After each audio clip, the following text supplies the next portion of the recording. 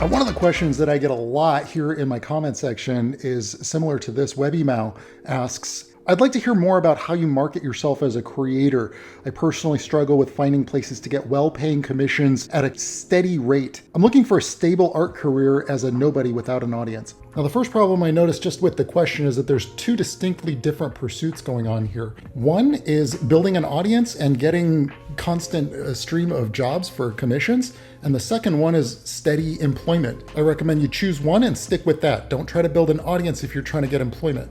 Many artists are posting on Instagram trying to build an audience thinking that that's going to get them a job. That's not the correct way of thinking about getting jobs as a full-time endeavor as an artist. But that's finding a job, that's finding employment. And I think that the question you're asking is like, how do I build an audience and build a fan base and then get clients or get customers who want to purchase artwork from me? So I don't do commissions for various reasons, but if I were looking to do commissions, I would look for a place where people are hiring or buying art, such as some of these specifically comic book art, original art websites. There's one of them, comicartfans.com, but more universally, if you were to do a Google search, look at it from the perspective of a person who needs art. So let's say that you're a fan of comic books and you really want to get some original Wolverine art. Okay, so you would go onto Google and you would do a search for buy original art Wolverine or comic book, buy original comic book art, and you'd Google that. And now as the artist, you need to go to the place where those people are Google searching for. You follow me? So you don't want to be thinking that they're going to just discover you. You have to go to the place where they're shopping and set up a little shop there. You have to set up a page there. You have to think of your online presence like your lemonade stand, okay? And it's okay to start out with a lemonade stand before you build your lemonade empire. So start out with your website or with presence on that website that has original art for sale, where people are going to buy original art, specifically in the style or genre or in the kind of industry that it is that you're trying to sell your artwork in. And the reason I relate it to a lemonade stand is because location matters too, right? So don't try to sell your anime art to, or your manga art style art to Dark Souls fans or Dark Fantasy fans, okay? So for example, if you're trying to sell shoes, you would set up a shoe store at the mall because that's where people are gonna go to buy their shoes. You're not gonna try to sell your shoes in some far off countryside shack, okay? Or a place that's in the back of a restaurant. That's not where people are going to buy their shoes. They're going to shoe stores, or they're going to shopping malls, or they're going to websites where they sell shoes. So if you're an artist and you're looking to sell your artwork, you have to go to the place where people are looking to buy artwork. And when you're there, you need to display what it is that people are buying. I had a 7-year-old kid came to my door the other day and he said, "Hey, you want to buy some artwork?" And I said, "I don't know, like, are you any good?" And he says, I don't know, just a neighborhood kid. He's going door to door to try to sell his artwork. And you know what? That's actually more ambition than I see from a lot of people trying to get into the games biz. So I didn't want to discourage him or anything. I wanted to hype this kid up. Yeah, man, get out there, get some. You're going to have to. You're going to need that gusto. You're going to need that kind of drive to get jobs, especially in the future as an artist. And I said, well, you know what? I would consider it if I could see what your work looks like.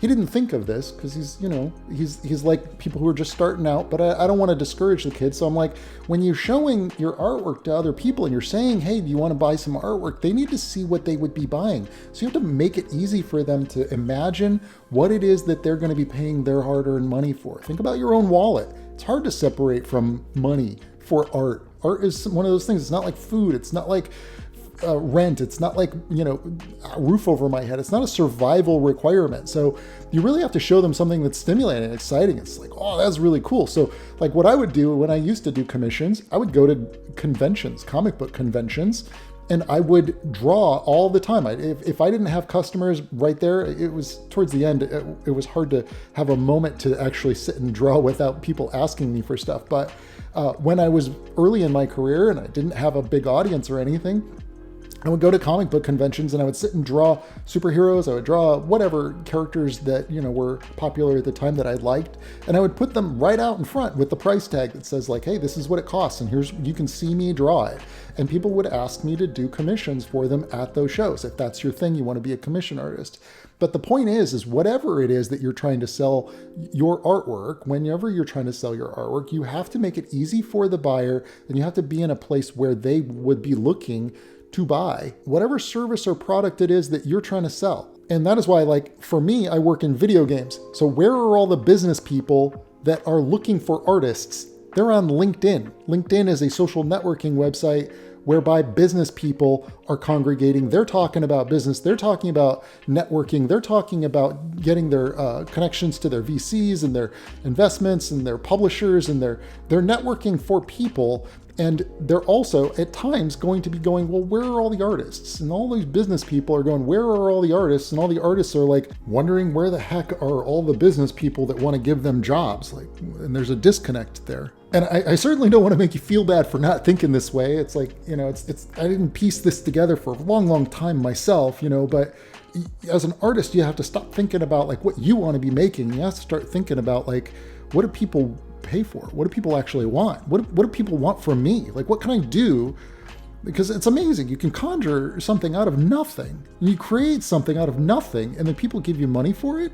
Well, it has to be something they want, though, right? And I can absolutely assure you that there are a lot of business people who want to make money off of you, assuming that you're talented, assuming that you're good at your craft. And there are a lot of artists who don't want to deal with the business side of things, primarily because sometimes it kills creativity, but that's a different topic. And just like serving, tacos to a hungry customer, your art has to serve the customer, and it has to be a pleasant experience and easy for them to understand. It's like this Xbox thing. It's so complicated now, like Xbox Game Pass. It's got 5 freaking tiers, and who knows if you get the day one access to Call of Duty or whatever else, and it's confusing and it's frustrating. It's like, this is why Xbox struggles, because they don't think about it from the customer's perspective. It's really complicated. Have a price sheet. So show exactly what it is that you're selling, the quality of the work that you're selling, and at what price, and what your timeline is. Have that like worked out before you even start talking to people. Don't go into things and go, well, I don't know. I mean, I guess I could take like $50 or like $2,000 or whatever. What's your budget? Don't feel it out. Like, no, and define that. Just describe that, and as best you can. Like, I've seen people on Twitter and X and Instagram, and they've got their commissions price sheet set up, and it's like, here's an image that I drew in X amount of time, and it cost this much dollars for you to own it. That's an example. Ask me for commissions. Here's the email address in that same image. It's like, that's your ad. Think of it like you've got to create an ad. This is a business. If you want to start making money from your art, it is a business. And then show it to some people that you know, and get and ask them, like, what does this look like I'm selling? Like, does this look compelling? Is this my best artwork? Is this the kind of thing that people would want from me? And this one's really important, but I noticed that a lot of times artists, especially when you're starting out, they don't make it easy to pay them. Like, I think that you have to have like a PayPal set up or something, so that no matter where a customer might come from anywhere in the world, it's easy for them to make the transaction to pay you. And it's easy for you to get paid.